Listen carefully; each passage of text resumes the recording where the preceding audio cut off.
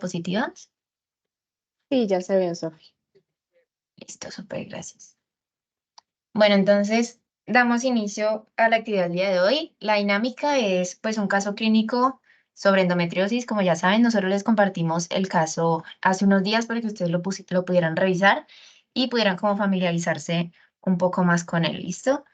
Entonces, lo primero que vamos a hacer es hablar un poquito del caso y ya luego vamos a hacer una corta revisión del tema como para aclarar algunos puntos y al final pues vamos a tener el respectivo espacio de las preguntas o pues las dudas y pues aquí nos está acompañando la doctora Ángela María González, que ella es especialista en ginecología obstetricia, es profe nuestra en noveno semestre y nada, agradecerle mucho por querer apoyarnos en esta actividad y por estar presente ahorita.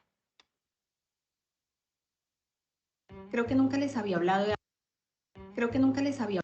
Ahora les voy a mostrar este video que es de una paciente real de la doctora. Ella pues nos dio la autorización de mostrarles este video. Es un video que ella hizo para concientizar sobre esta enfermedad y habla pues como un poquito de cómo afecta realmente esta patología, pues la calidad de vida de ella.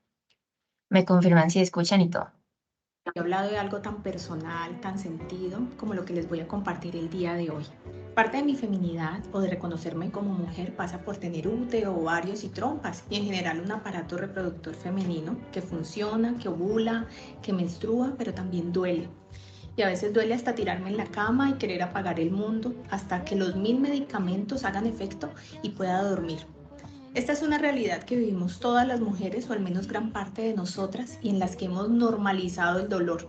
La inflamación, el cansancio, la inapetencia, la vulnerabilidad, la trivializamos con frases como, por ejemplo, es que estoy en mis días o tengo el periodo y ya sabes cómo duele.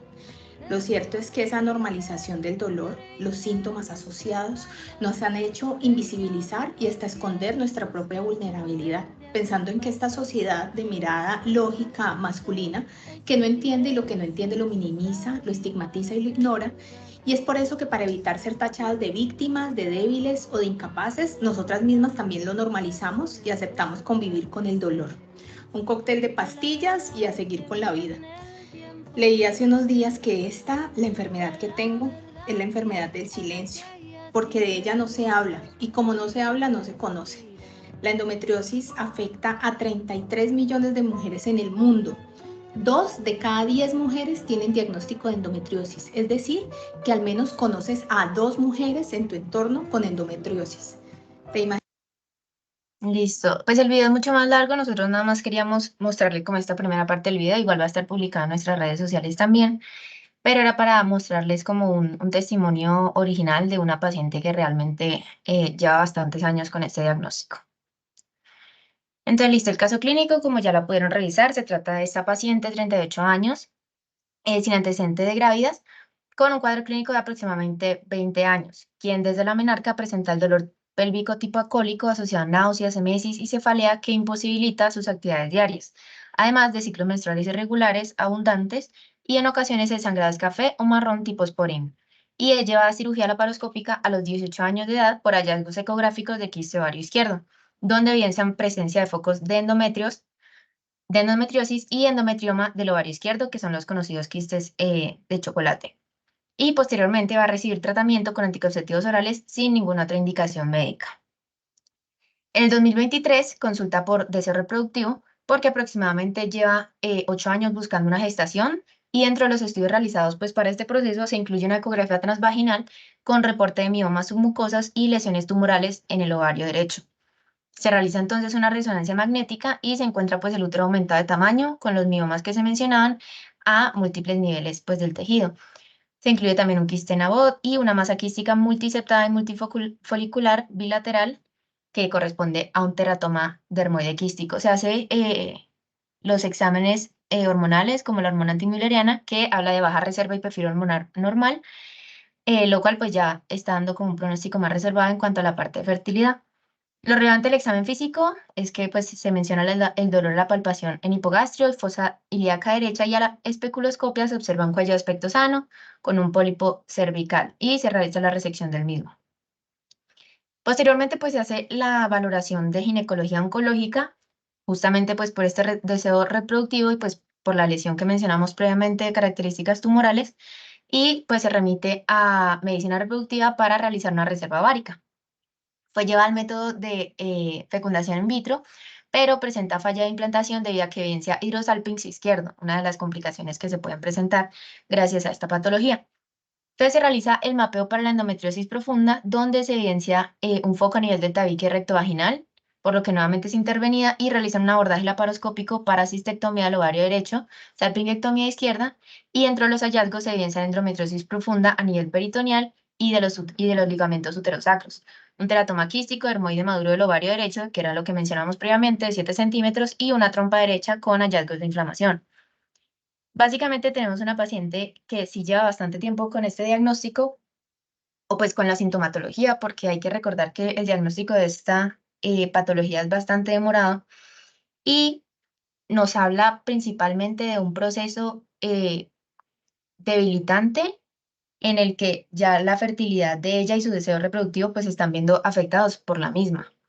Entonces, lo importante a destacar del caso, la sintomatología, tenemos el cuadro de dolor pélvico crónico que se asocia a náuseas, emesis, cefalea, básicamente un dolor incapacitante que se asocia a los ciclos menstruales irregulares abundantes.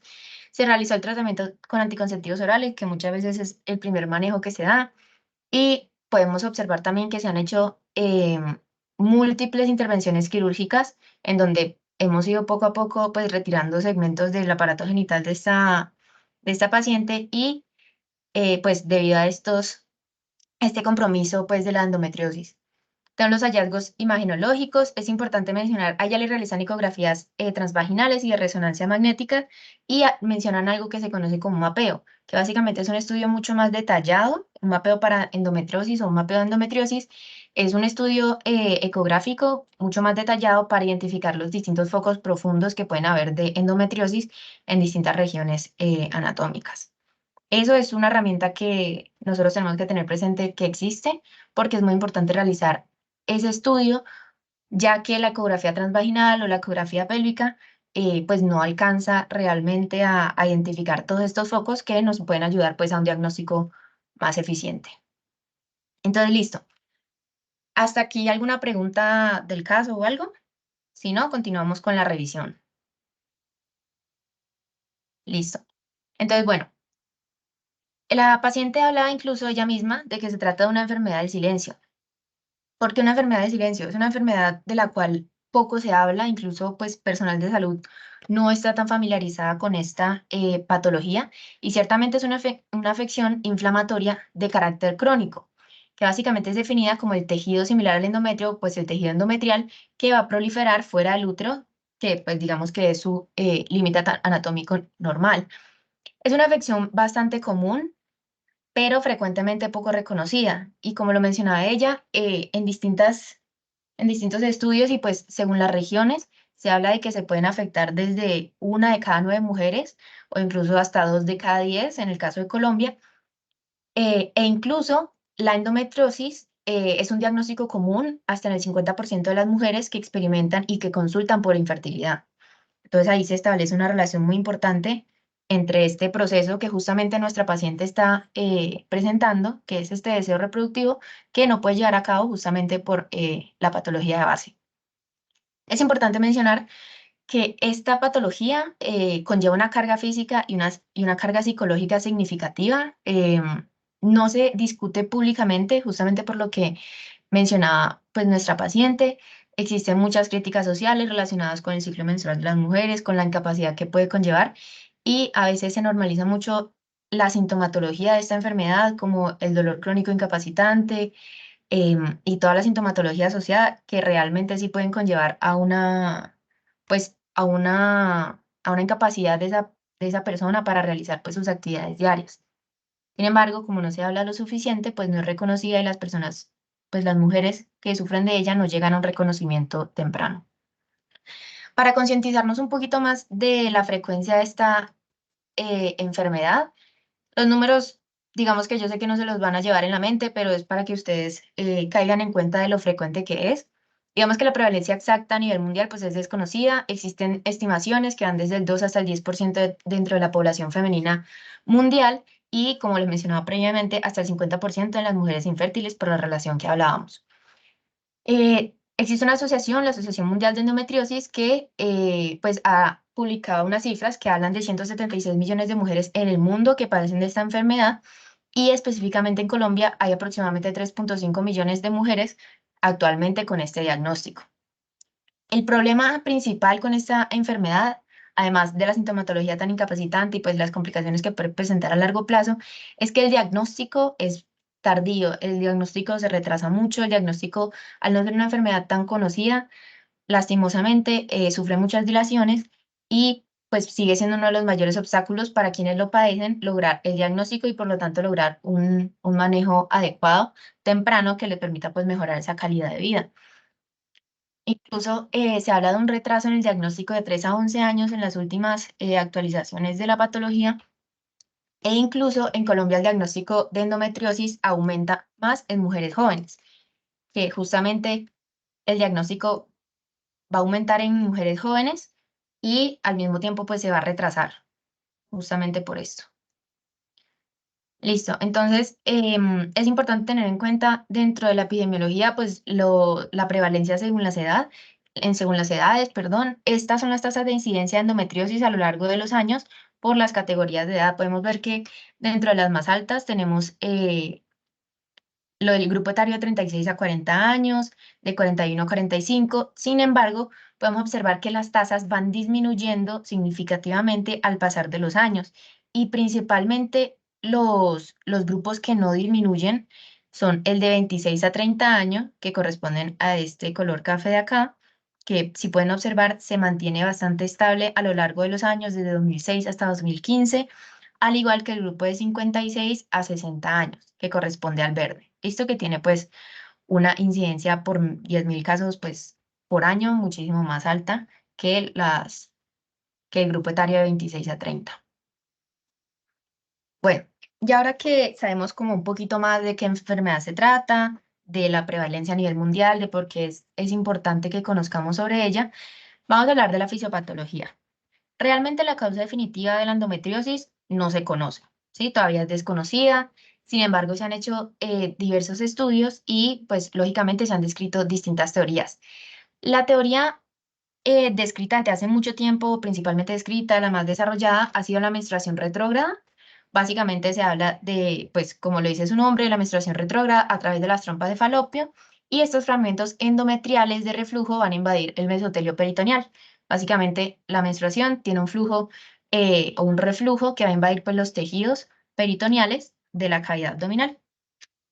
Y es importante mencionar que esta fisiopatología no alcanza a explicar, o no logra explicar, mejor dicho, los casos de endometriosis extraperitoneal, ya que teóricamente, si hablamos únicamente de una fisiopatología basada en este reflujo, pues estos fragmentos endometriales no tendrían como invadir los tejidos extraperitoneales porque sería la única sección anatómica a la que tendrían acceso. Y es por lo que se ha investigado y se han desarrollado otras teorías. De las más nuevas existe la derivación a partir de células madre. Se habla básicamente de células progenitoras que se pueden desprender y sembrar endometrio en sitios ectópicos. ¿Sí? Se pueden, principalmente se habla de que hay una diseminación linfática y es por eso que uno de los primeros sitios que más frecuentemente comprometen la endometriosis, pues en esos focos, esos nodos linfáticos, pues perilocales al útero. Existe otra teoría que habla de la teoría de la metaplasia celómica, que mencionan células pluripotenciales dentro del peritoneo parietal que se transforman en tejido histológicamente idéntico al endometrio normal, ¿sí? Entonces, hablamos de células pluripotenciales, es decir, las células pues que se pueden diferenciar en muchos otros tipos de células y en este caso, estas células en el interior del peritoneo parietal se pueden transformar, tienen esa capacidad, como lo mencionábamos, de hacer este cambio, este switch histológico al tejido endometrial normal, digamos, al que debería estar al interior del útero. Esta teoría es muy importante porque se ha visto que podría explicar entonces los casos de endometriosis que se presentan en las niñas premenarcas, por lo que justamente no deberían tener una proliferación de este endometrio, por lo que no tienen ese estímulo hormonal todavía.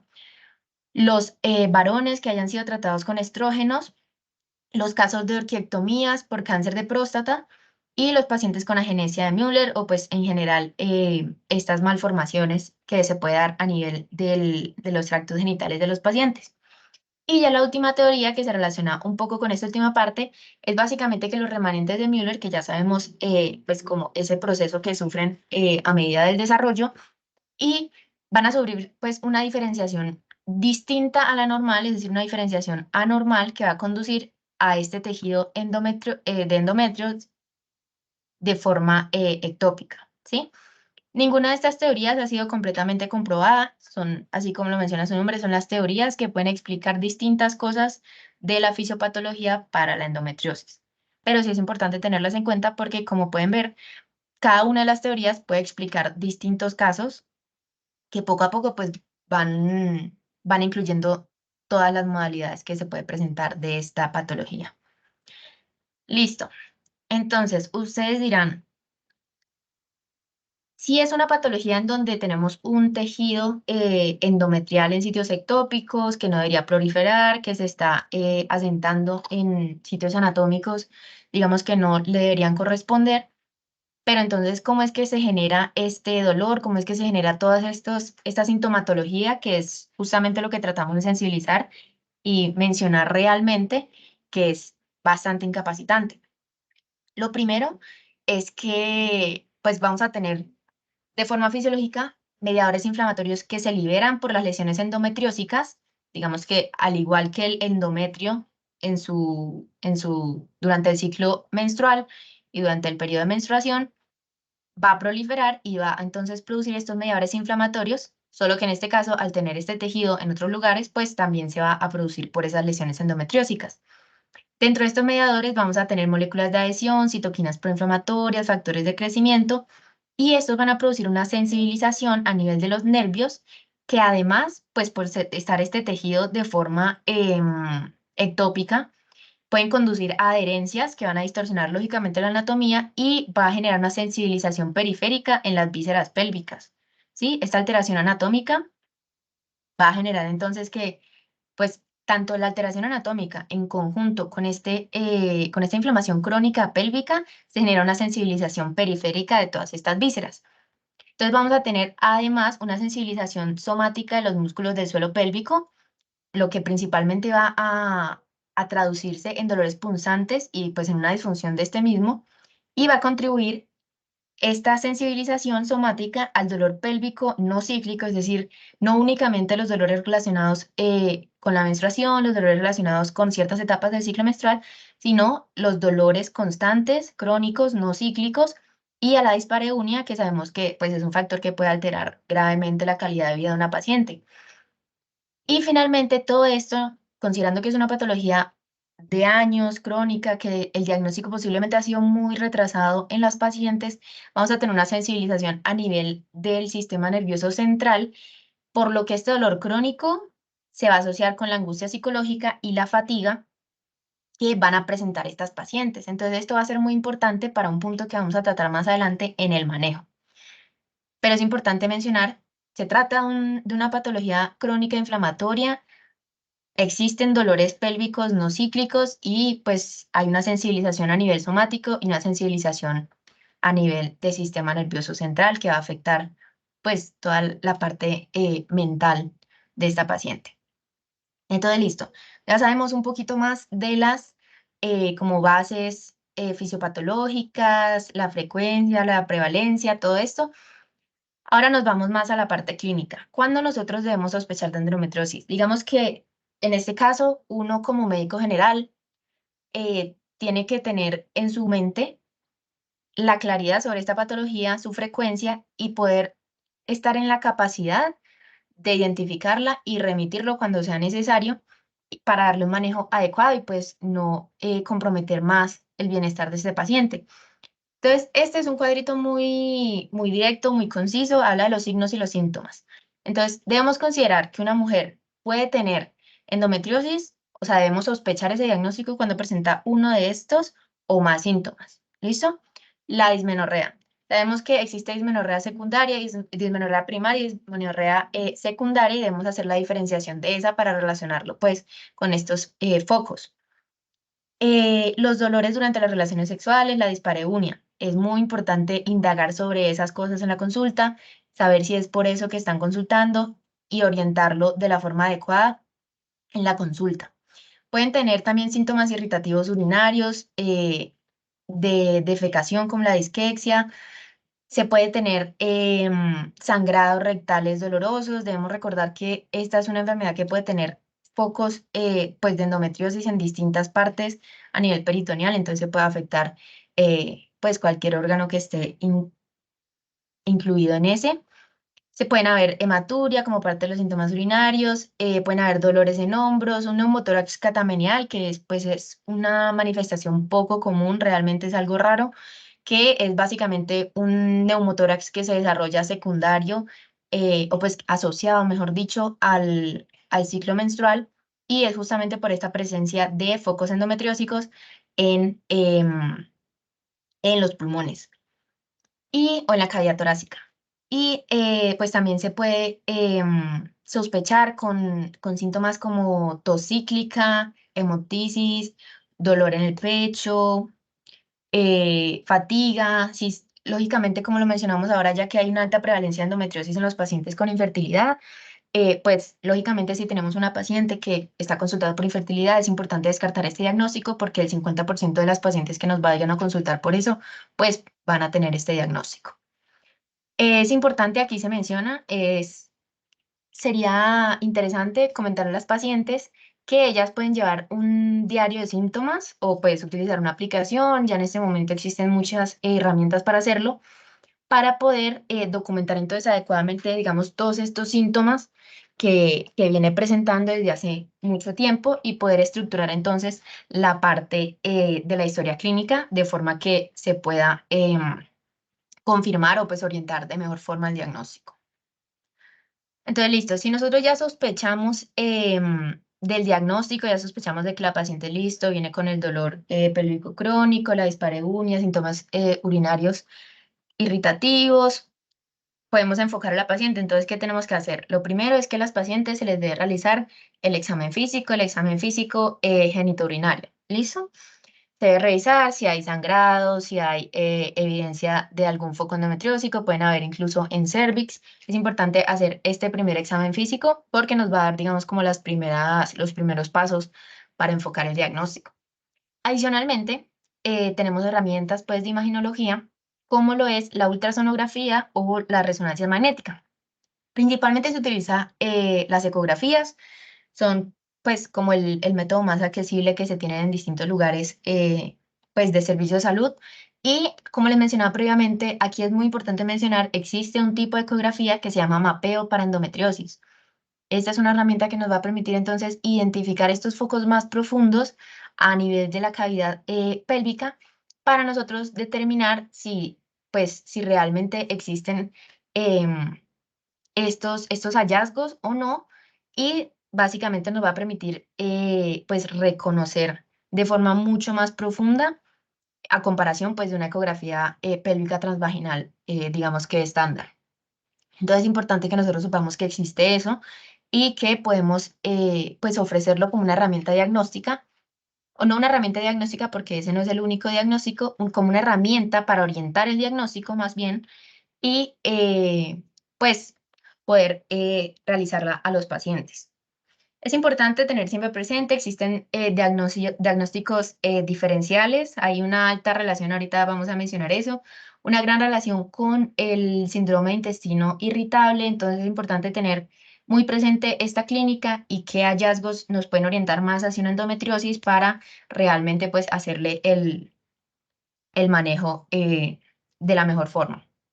Entonces, listo, una vez tenemos estos signos, es importante explorarlo a nivel imagenológico y se puede dar de alguna u otra forma un manejo empírico que ya vamos a hablar de él, que si pues lógicamente como todos los manejos empíricos, si mejoran a la paciente, mejoran la sintomatología, mejoran la patología, pues entonces sabemos que realmente pues estamos ante una endometriosis.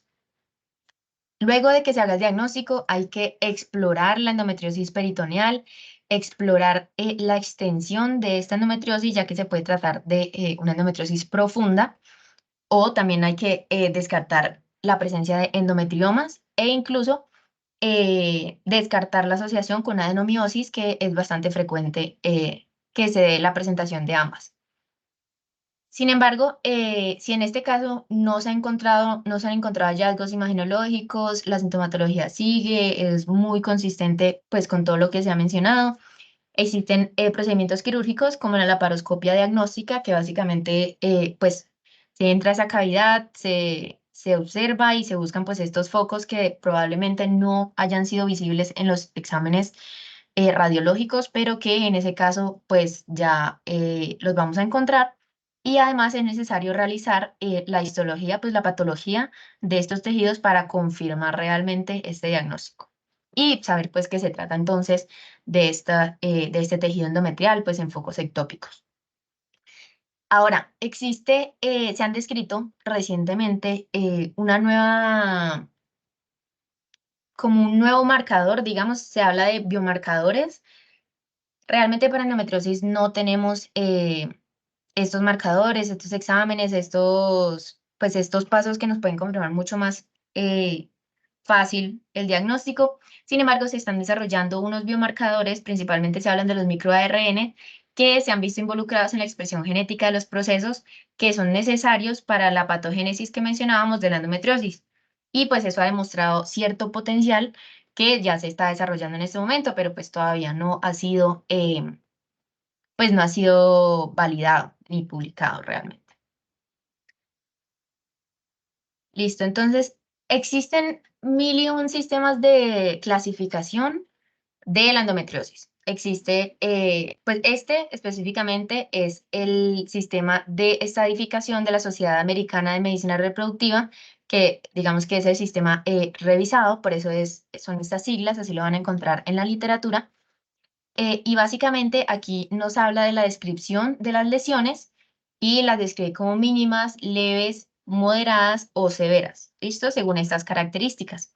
Y aquí a la derecha podemos observar esta imagen que nos expone de una forma más gráfica, entonces, pues, cómo va a alterarse este compromiso de la anatomía normal a medida de que vamos avanzando en la estadificación, porque se trata de un mayor compromiso, ¿listo? Entonces, aquí podemos ver algunos focos en el peritoneo, pueden estar cerca de los ovarios, ya en el estado leve vamos a ver un mayor compromiso, es mucho más profundo. En el moderado, que es este, ya vamos a ver entonces bastantes implantes profundos, mucho más que en el estadio anterior. Pueden haber quistes en los ovarios, en uno o en ambos, y pueden comenzar a aparecer las adhesiones pues intrapélvicas. Y ya en el último, pues es básicamente una presentación más severa, muchas más adhesiones, tenemos mucho más compromiso de distintos segmentos anatómicos. Y es importante mencionar que este sistema de estadificación es una descripción de las lesiones que pueden presentar las pacientes y digamos que la estadificación de la endometriosis en general. Pero es importante mencionar que esta clasificación no indica la severidad ni de los síntomas ni del pronóstico, ¿sí? De la patología. Es una clasificación que es importante tenerla porque nos permite orientarnos más en el compromiso anatómico de la endometriosis. Sin embargo, no la podemos utilizar para indicar o, o pronosticar, pues, la severidad de los síntomas o en general la severidad de la enfermedad. Esta es una segunda clasificación, es más sobre las categorías, es igual propuesta por la Sociedad Americana de Medicina Reproductiva y habla de las categorías, básicamente habla del compromiso del peritoneo y pues de los ovarios. Entonces primero vamos a tener la categoría 1, es una endometriosis peritoneal de carácter superficial. La categoría 2 ya vamos a tener un compromiso de los ovarios, lo que mencionábamos previamente, los quistes de chocolate, que van a ser quistes, pues focos endometriósicos a nivel de los ovarios, que muchas veces se presentan como quistes de chocolate en los hallazgos ecográficos. Finalmente, en la tercera categoría, vamos a tener ya una endometriosis de carácter profundo y ya vamos a invadir entonces más allá de la superficie del peritoneo, que es lo que hablamos como DIE, lo pueden encontrar así también en la literatura y ya pues es como la categoría más más severa en cuanto a compromiso de regiones anatómicas.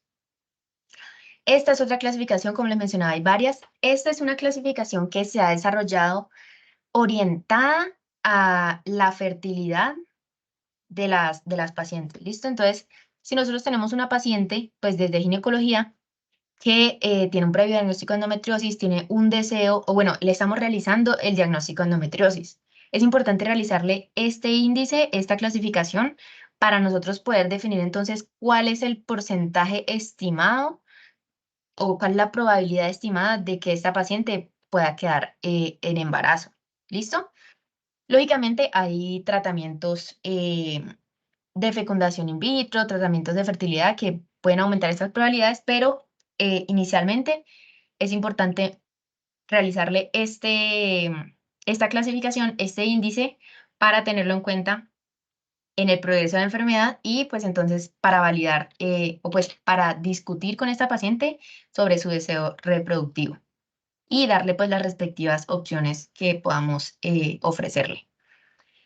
Esta es otro sistema de clasificación. Digamos que estos tres que les he mostrado, la Sociedad Americana de Medicina Reproductiva, el EFI, que es el de fertilidad, y el ENSIAN, son los tres que han llegado a incluirse en el consenso mundial para la clasificación de endometriosis, que es justamente pues, en la referencia que pueden ver ahí. Y este ya es una relación o bueno, es una clasificación más relacionada con los segmentos anatómicos que se están viendo afectados, ¿listo? Entonces, básicamente podemos ver desde la ubicación, el segmento, el espacio recto vaginal, el recto, y ya pues como la extensión de estos focos que se presenten, el 1 va a ser menos de 1 centímetro, el 2 de 1 a 3 y el 3 ya van a ser mayores. Adicionalmente, esta parte acá es muy importante tenerla en cuenta porque ya sabemos que la endometriosis no solo va a tener focos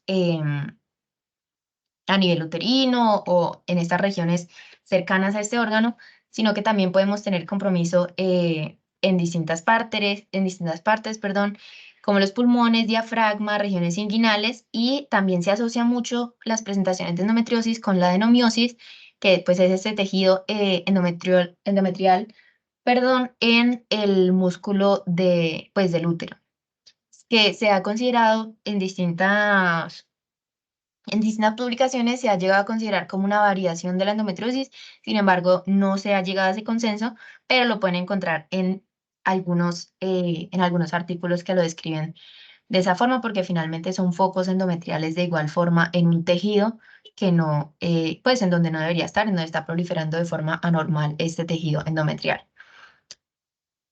Listo. Entonces, esa es sobre el consenso que les mencionaba. Es importante. Lo primero, todas las mujeres con endometriosis que vayan a ser sometidas a cirugía diagnóstica de la paroscopia o si ya sea alguna cirugía de resección, deben tener una clasificación con el sistema revisado de la Asociación Americana de Medicina Reproductiva y definir pues entonces este estadio en el que estén.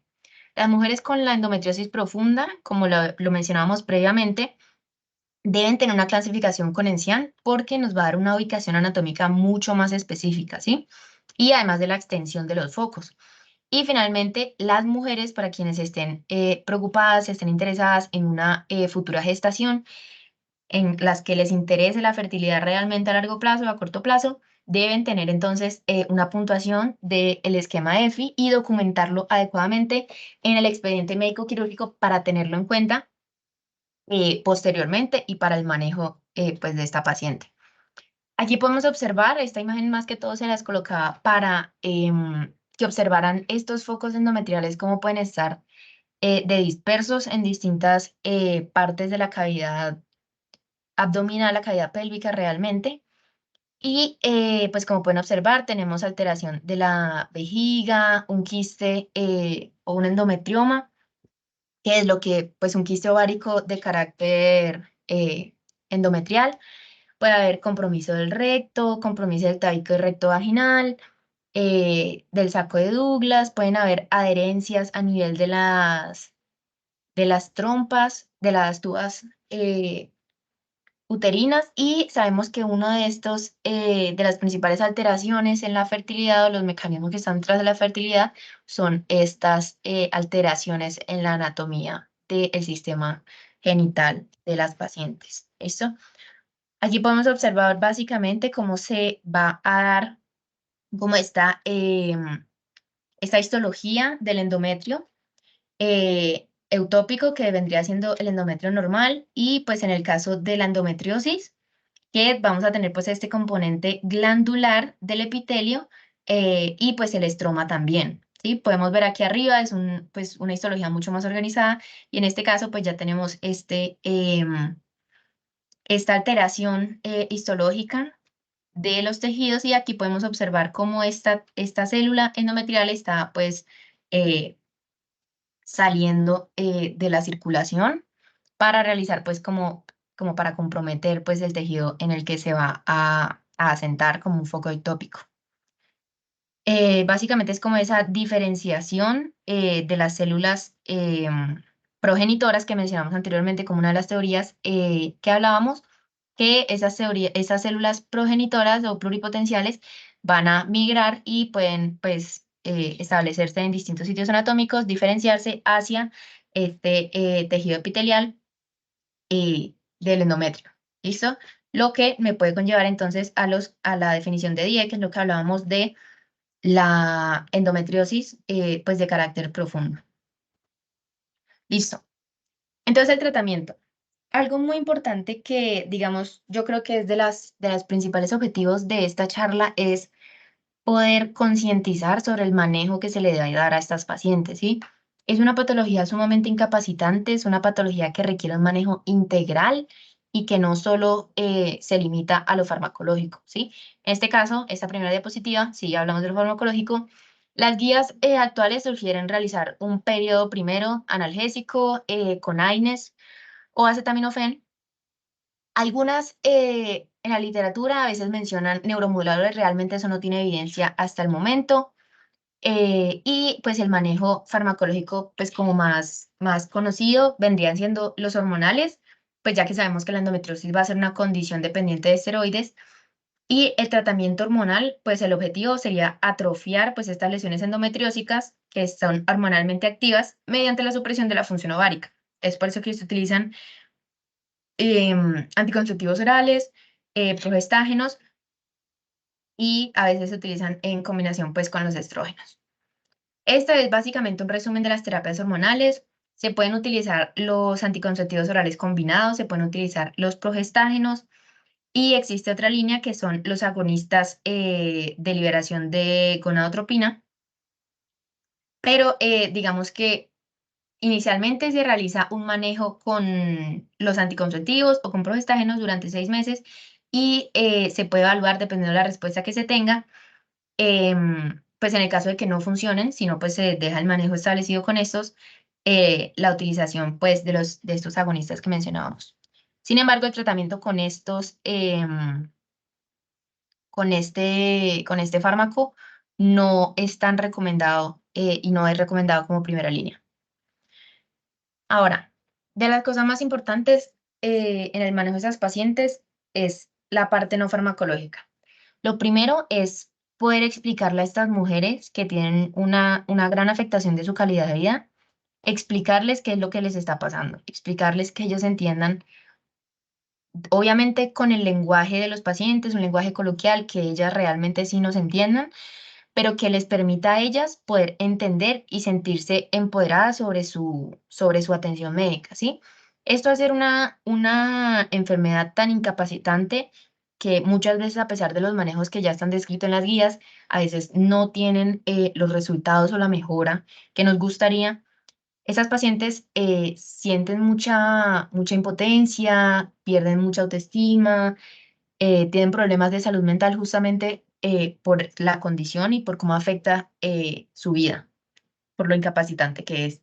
Entonces, el hecho de que ellas estén en la capacidad de entender lo que les sucede y, y entenderlo completamente, pues ya es una ganancia muy grande para ellas.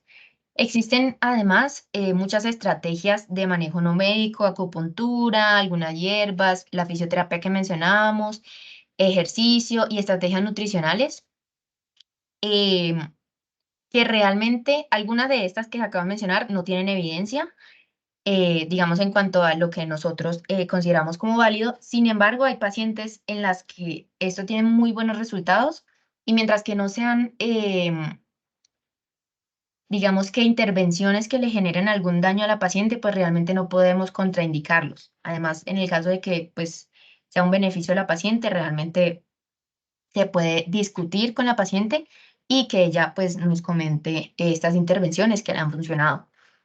La fisioterapia del suelo pélvico es muy importante, es útil bastante en los pacientes, en las pacientes que presenten una disfunción del suelo pélvico y es muy importante el manejo con psicoterapia, ¿sí? Manejar a las pacientes, a estas pacientes con psicología es muy importante por lo que mencionamos previamente.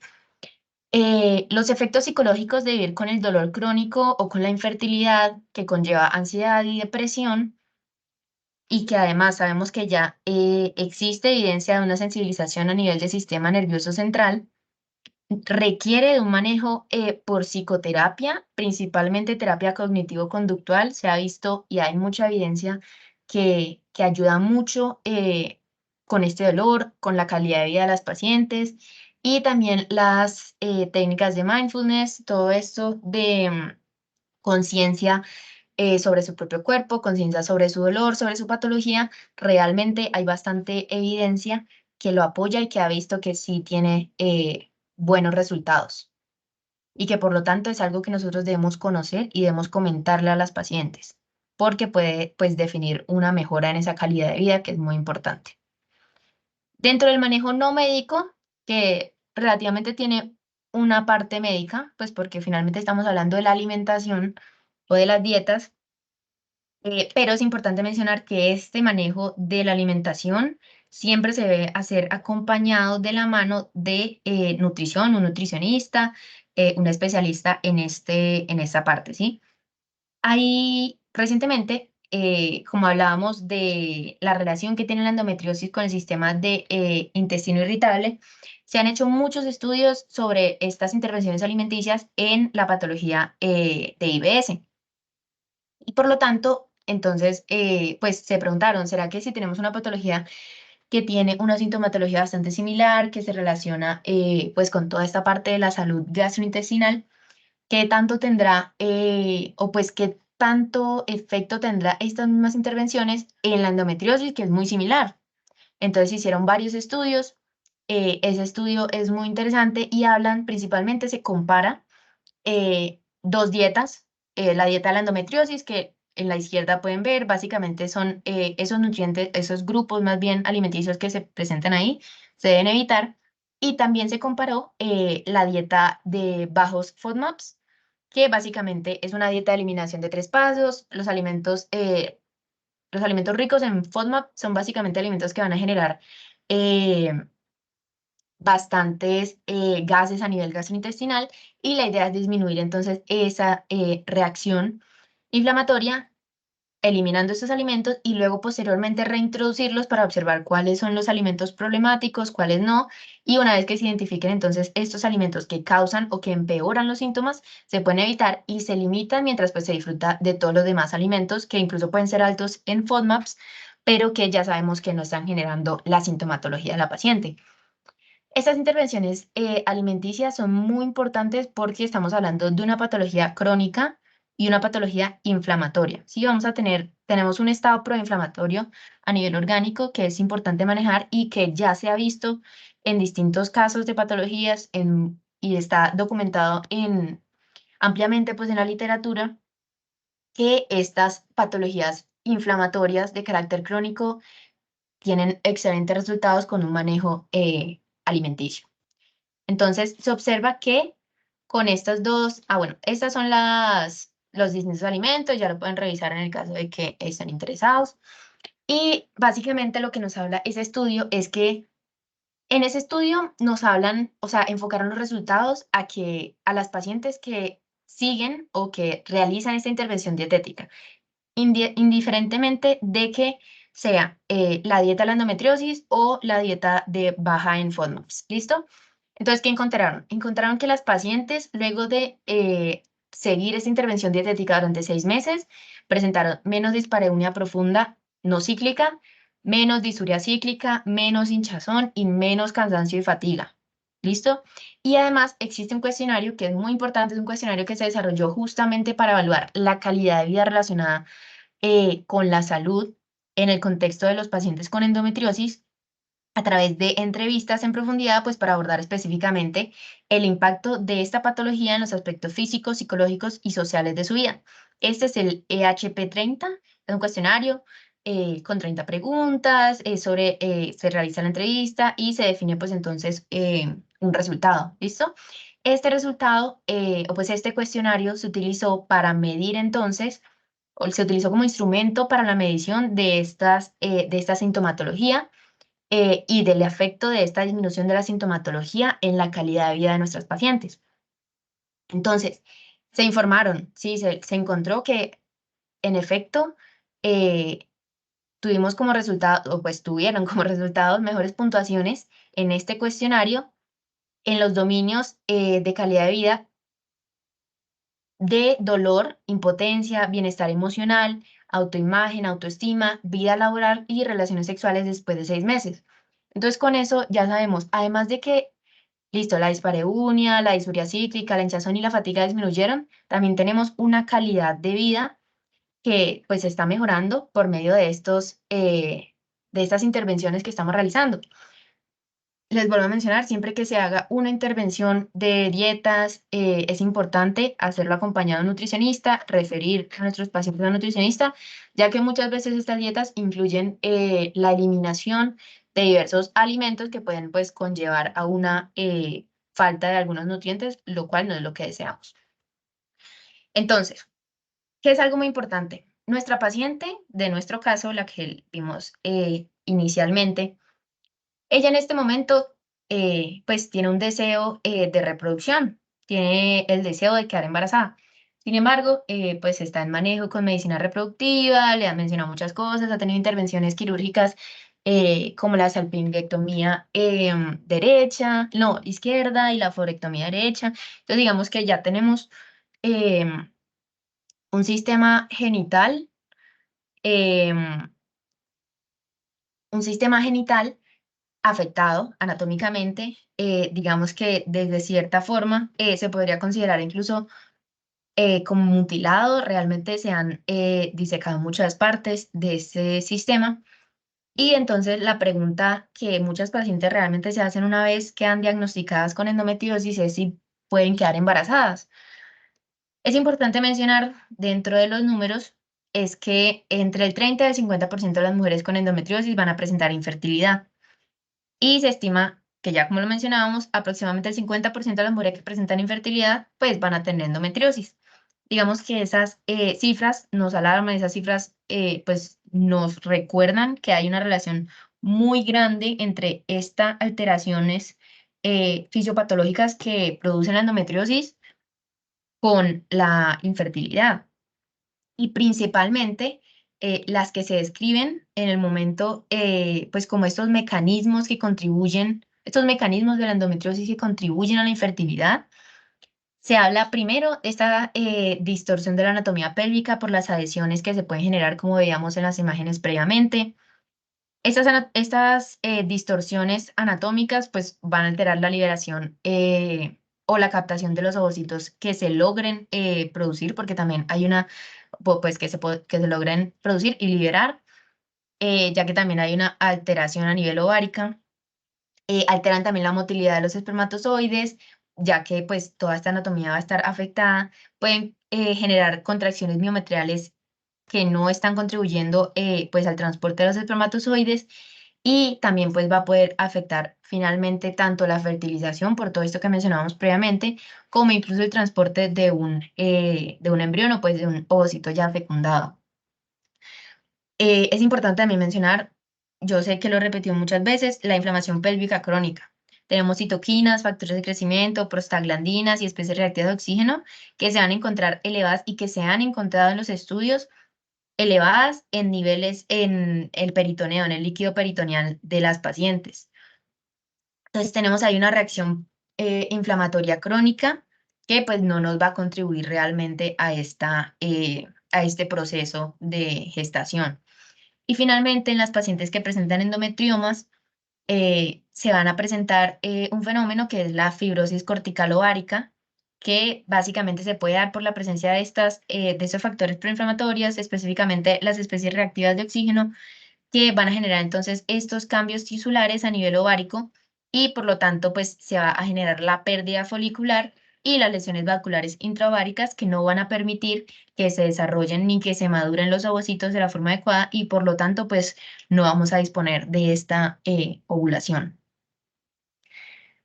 Aquí podemos observar, como yo les mencionaba antes, esta imagen pues incluye la adenomiosis. Yo sé que la adenomiosis no es, digamos, el objetivo de la charla del día de hoy. Sin embargo, la imagen hablaba, pues el estudio, el artículo hablaba principalmente de cómo la infertilidad se desarrolla, tanto en el caso de la endometriosis como de la adenomiosis. Y en el lado de la endometriosis podemos ver estas adhesiones pélvicas que van a generar esas alteraciones anatómicas que no van a permitir los procesos de fecundación o de migración y la inflamación pélvica que podemos observar en los tejidos, el reclutamiento de células inmunes, incluso se han encontrado aumento de macrófagos peritoneales en estos tejidos, la fibrosis del ovario y de las tubas uterinas, y además de los tejidos peritoneales, pues también van a contribuir entonces a este proceso de infertilidad. Y ya en la parte de abajo observamos, digamos, una gestación con endometriosis y básicamente de los mecanismos que más riesgo nos aumentan en los resultados obstétricos va a ser como esta dureza aumentada de los vasos sanguíneos periféricos. Entonces eso nos predispone a un mayor riesgo de preeclampsia, un mayor riesgo de incluso de placenta acreta, de placenta previa. Hay múltiples comorbilidades que se relacionan con la endometriosis en el caso pues de que se logre ya pues llevar a cabo una gestación. Y ya para finalizar, bueno, antes de hablar de la ley, en cuanto a la parte de fertilidad, existen distintas intervenciones por parte de medicina reproductiva para pues contribuir a que la paciente pues conlleve su deseo reproductivo y eso también muchas veces se relaciona o va a depender de las categorías de la endometriosis y del estadio o de la categoría que se le haya asignado a la patología de cada paciente.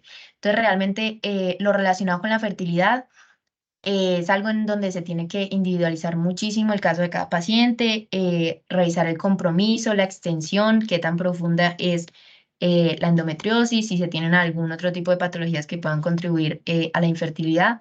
Entonces ya es un caso, pues ya es un manejo mucho más especializado, lógicamente, y pues, pero sí existen intervenciones pues para apoyar esta parte de la fertilidad.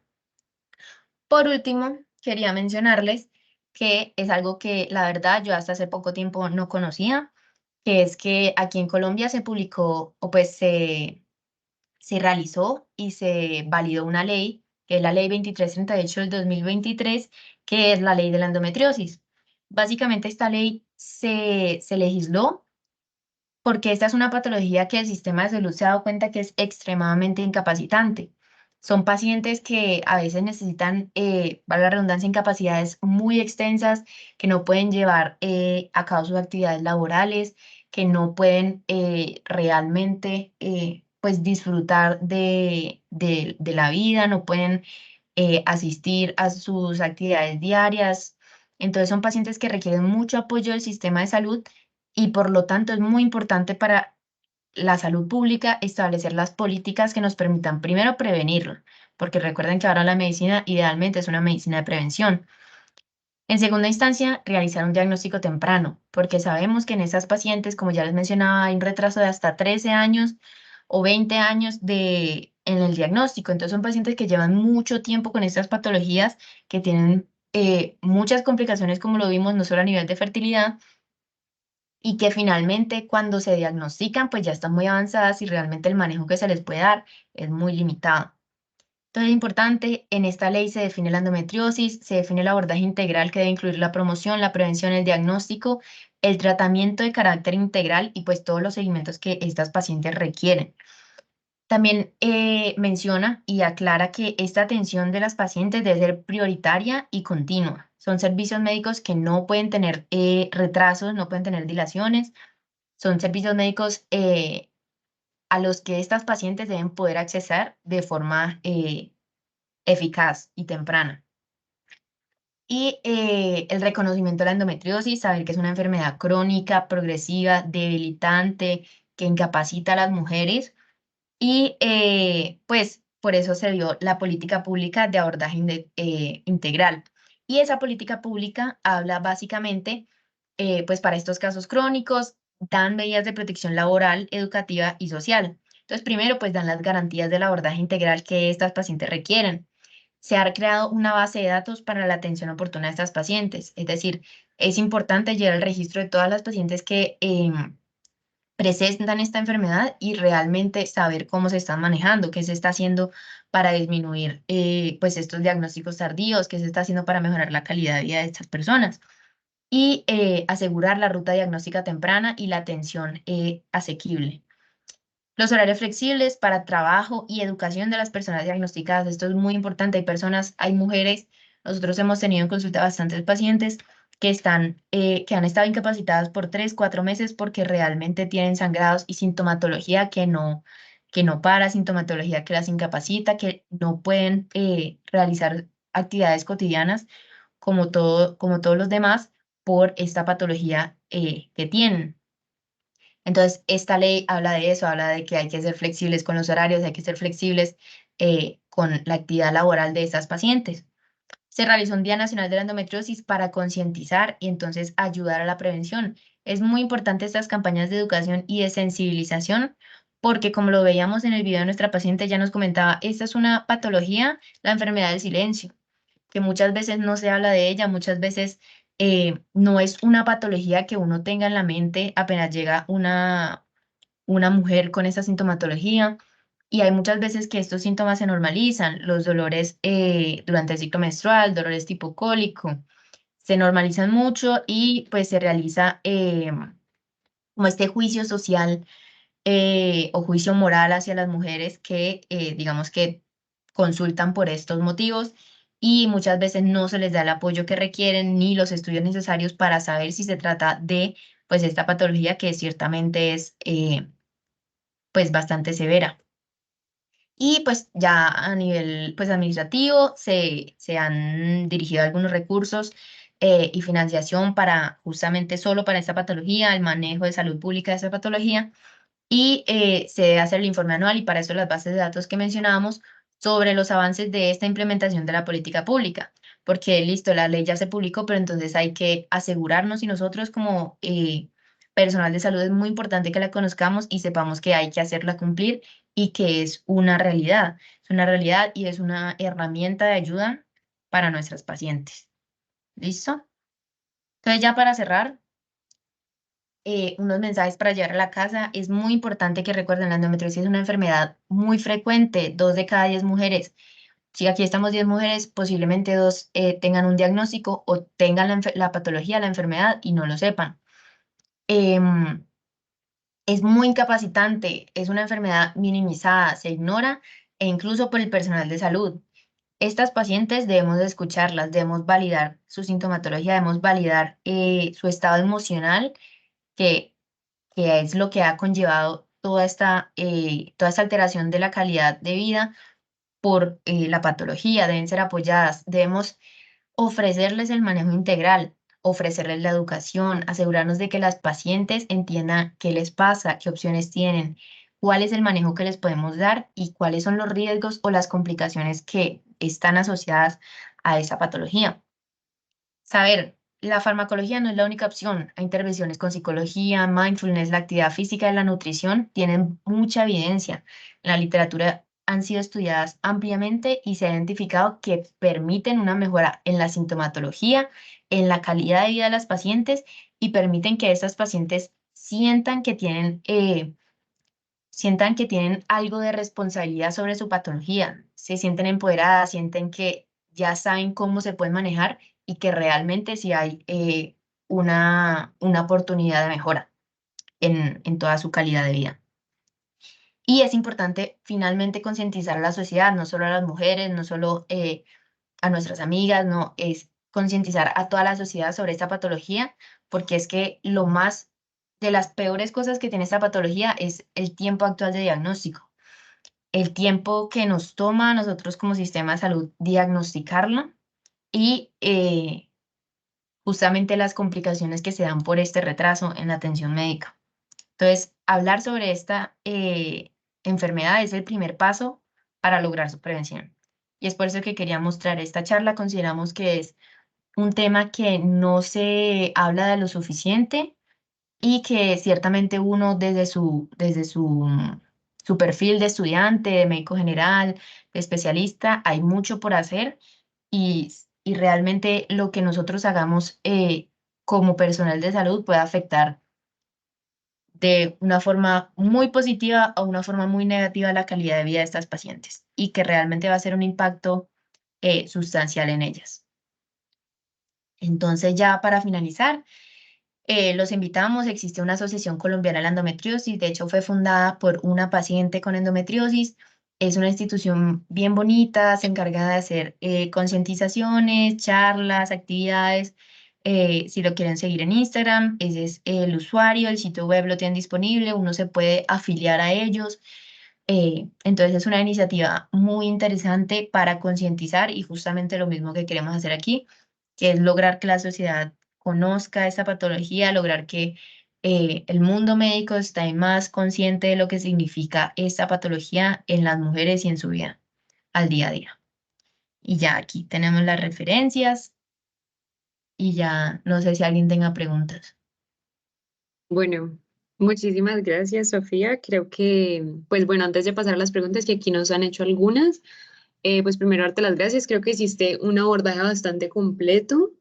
Creo que abordaste todos los puntos importantes porque pues realmente todos los que estamos aquí tenemos cierto interés especial en ginecología, pero pues la realidad es que vamos a graduarnos como médicos generales y pues muchas veces se nos olvida o decimos como que no, esto pues es trabajo ya del especialista, pero la realidad es que toda sospecha o diagnóstico confirmado pues puede empezar verdaderamente en un escenario general de práctica, entonces pues no sé, me parece muy importante como que hiciste mucho hincapié en el abordaje integral. Em, pues aquí hicieron una pregunta que dice, ¿cuál es el mecanismo por el cual se produce la infertilidad por endometriosis? Listo. Y pues ya te Ah, doy, bueno. digo la otra. No, Ah, dale. bueno.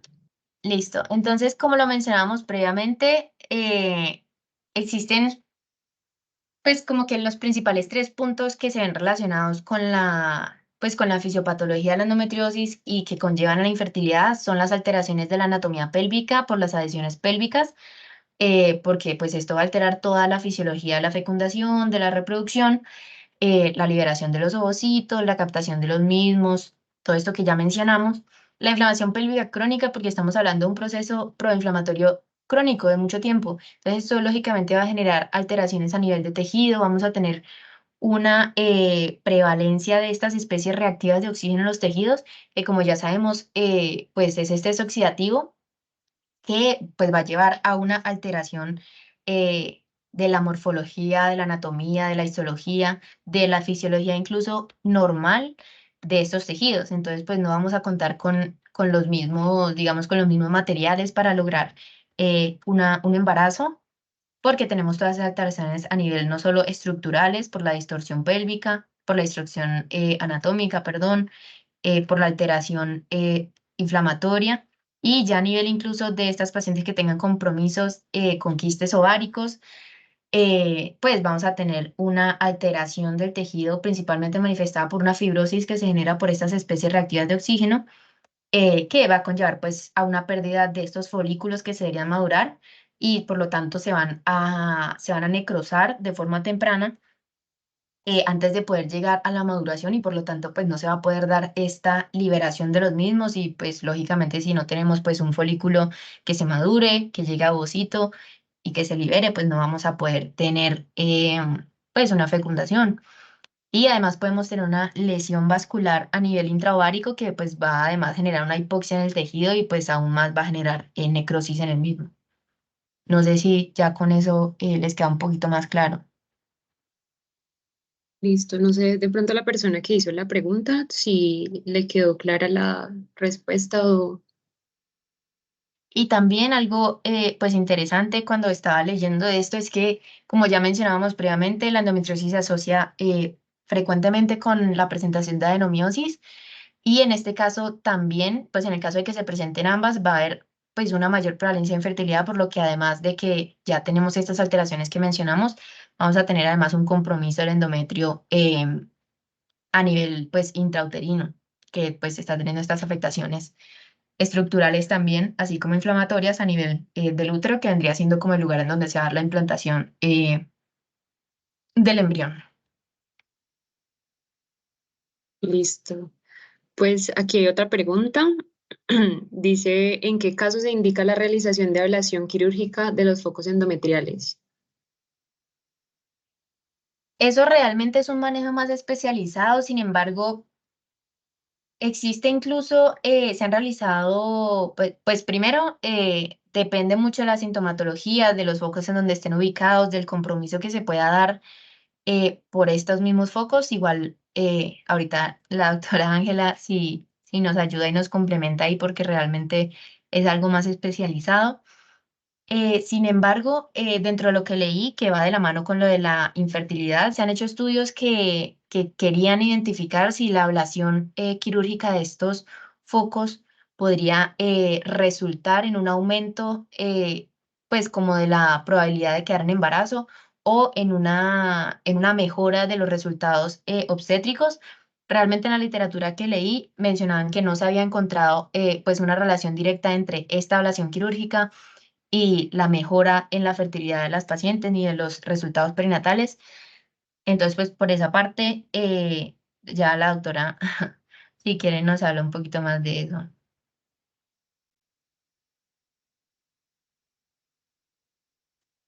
Bueno, buenas noches a todos. Muchas gracias, Sofía. El tema es un tema bastante denso y tiene muchas cosas que tener en cuenta, pero pues el objetivo principal de la actividad que Sofía la incentivó realmente es la importancia y la sensibilización que tenemos que tener de esta patología y más porque la ley se sancionó el año pasado y pues llevamos muy poquitos meses de que sea mucho más visible y tengamos como estos espacios para poder generar un poquito más de sensibilidad a las condiciones que las pacientes se ven sometidas y muchas veces a incluso procesos de discriminación o tacharlas a ellas muchas veces de que son personas que se están haciendo frente al dolor y realmente es una condición que deteriora la calidad de vida de las pacientes.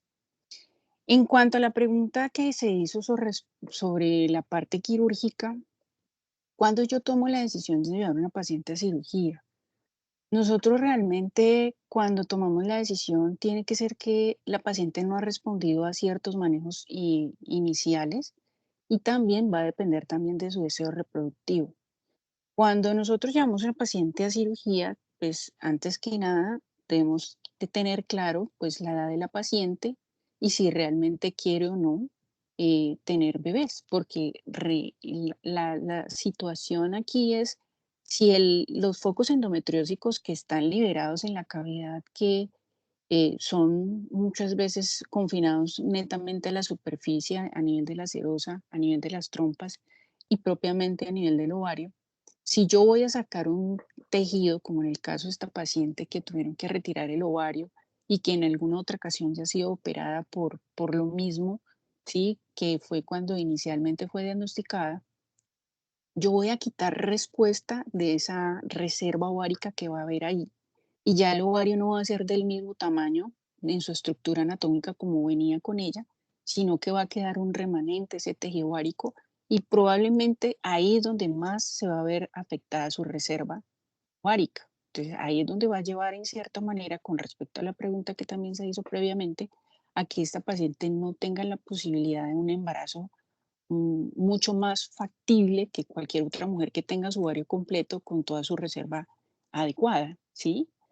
Y teniendo en cuenta que estas pacientes no respondan al tratamiento, y se sabe que el 40 al 45% de las pacientes que incluso son intervenidas pueden tener mucho más de recaídas, ¿sí? Y tengan que el 30% de estas ser reintervenidas, ¿sí?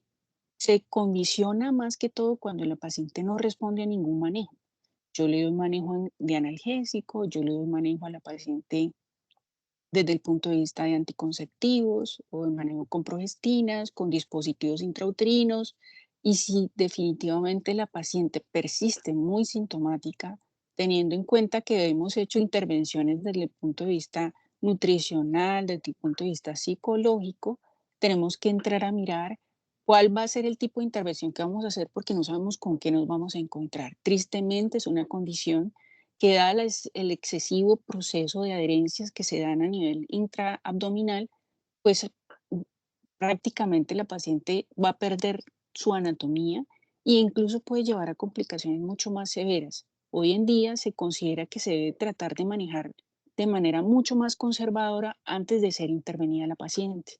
Cada vez se busca más alternativas de modular el dolor, de modular el estilo de vida de la paciente y más en enfocar la paciente, ya sea porque ya tiene una anemia severa por los sangrados, porque de pronto definitivamente la paciente ya está cansada y fatigada de su condición. Y es muy importante decir a la paciente que a pesar de ser llevada a cirugía, que muchas veces lo que vamos a ayudar es a bloquear de pronto el sangrado y ciertas algunas otras molestias que se pueden presentar, muchas veces la paciente puede quedar con peor dolor después de la intervención. Entonces, anteriormente se mutilaba prácticamente el útero, se sacaba, se le hacía histerectomía, que dentro de la literatura existe, obviamente, la histerectomía como tal, pero antes de llevar a esa instancia tenemos que tener en cuenta que hay que agotar todos los recursos antes de llegar a llevar a la paciente a cirugía. Solo en los casos donde veamos que se pueda comprometer la condición de la paciente si tiene quistes mucho más grandes, mayores de 5 centímetros, que puedan generar una torsión o que puedan generar una ruptura de esos endometriomas cuando se compromete pues, a nivel ovárico o cuando definitivamente su aparato reproductor se ve mucho más afectado y pues logremos ayudarla en parte a su respuesta de la fertilidad. Esa es una de las condiciones en las cuales nosotros decidimos llevar a la paciente a cirugía, siempre y cuando agotemos todos los recursos desde el punto de vista del manejo conservador, dado a que podemos encontrar muchas cosas y podemos llevar a la paciente a complicaciones mucho más severas como colostomías, lesiones de vejiga, por todo el daño que puede generar esta enfermedad a nivel del aparato reproductor y el compromiso aledaño de los otros órganos. No sé si quedó clara la respuesta. Sí, doctora, muy clara.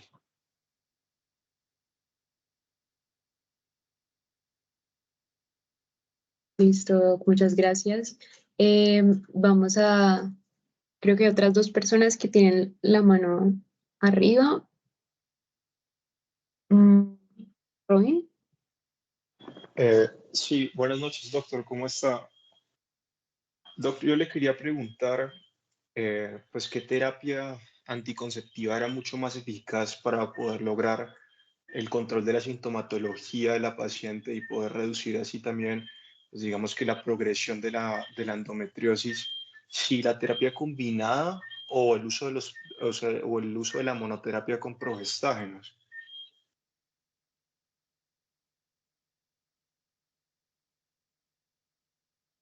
Bueno, con respecto a la terapia de las dos, en mi práctica diaria y en lo que de pronto se ve mucho más en la literatura, es tratar de mantener a la paciente prácticamente en un bloqueo, ¿sí? Por decirlo así, bloquear su respuesta menstrual para ayudar a que en cierta manera haya un grado de reversión de esos focos endometriósicos y que a su vez no haya aumento de esa respuesta o de esas cascadas inflamatorias que se pueden ver.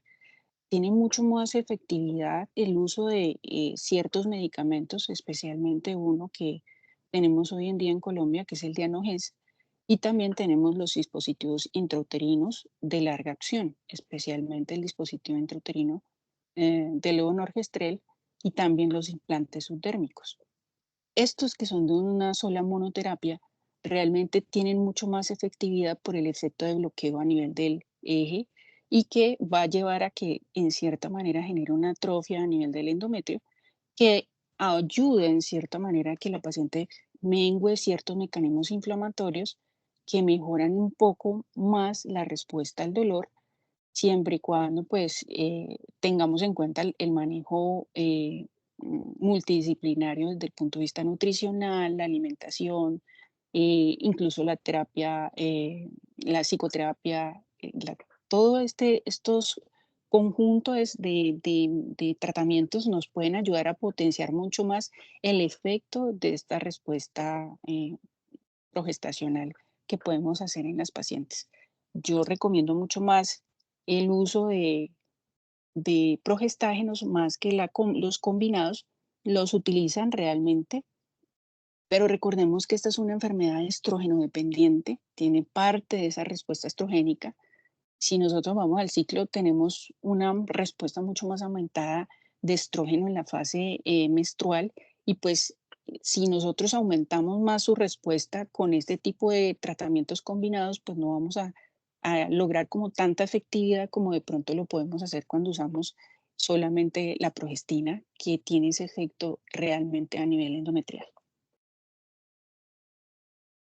Ok, Doc, muchísimas gracias.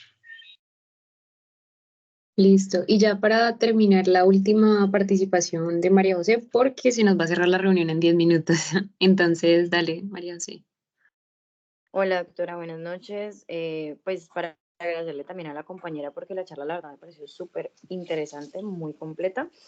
Yo quería preguntarle algo a la doctora y es que cuando estabas hablando del manejo quirúrgico, que digamos, nos estabas mencionando que cuando la paciente no responde frente a ese manejo conservador, hace referencia a que la paciente igual presente sintomatología durante los ciclos menstruales o que no se relacione directamente con los ciclos menstruales. Te lo pregunto porque pues aquí de manera personal hay una sospecha en mí de esta enfermedad y estoy en este momento con terapia de anticonceptivos orales combinados, pero el ciclo menstrual siempre ha sido muy doloroso y este particularmente ha sido aún muchísimo más doloroso de lo que usualmente es.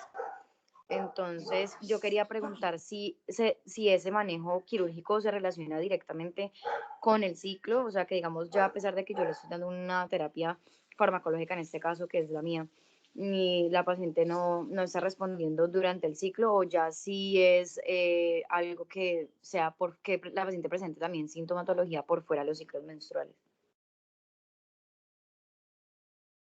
Sí, pues eso es una de las cosas que cuando uno entra a preguntar el tipo de dismenorrea que tienen estas pacientes, la dismenorrea secundaria está muy ligada a que la paciente tenga obviamente dolor fuera de la etapa cíclica, en el momento incluso eh, antes de que llegue el periodo o después de que pase el ciclo menstrual.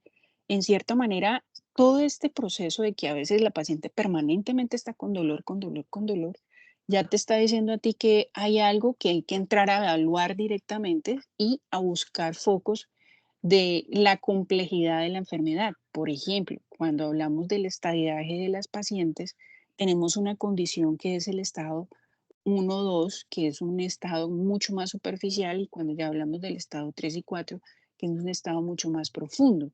Y ahí es donde uno tiene que empezar a trabajar mucho más porque la parte neurológica se va viendo afectada debido a la afección, si hay mucho más compromiso desde el punto de vista de lesiones profundas.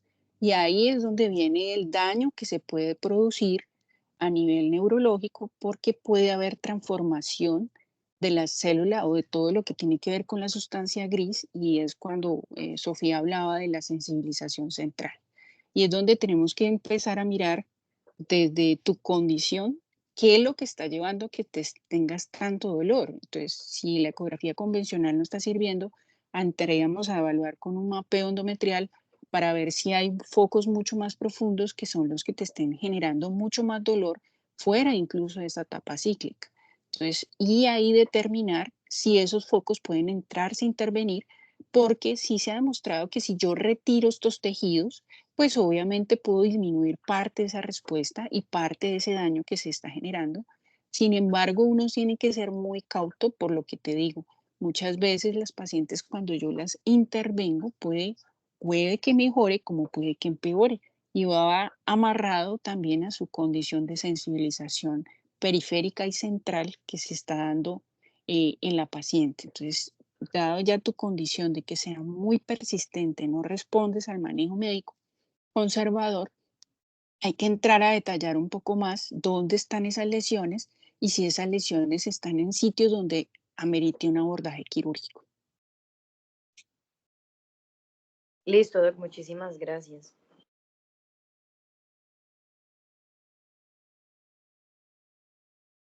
Listo. Bueno, como ya se nos va a cerrar la reunión y ya pues creo que no hay más preguntas, entonces pues nada, los que quedan, gracias por asistir, gracias a la doctora también por pues haberse dado la oportunidad de aceptar pues este acompañamiento y pues gracias a Sofía nuevamente por la charla. Entonces pues ya nos vemos en las demás del cronograma. Listo, muchas gracias, Antonia, también pues por ser acá la directora del eje teórico, por coordinar todo y muchas gracias a la doctora pues por su participación y por sacar el tiempo para esta actividad pues que es de mucho provecho para nosotros. Y muchas gracias a todos No, por asistir. bueno, muchas gracias a todos y bueno, espero que hayan aprendido y que sean mucho más sensibles al dolor.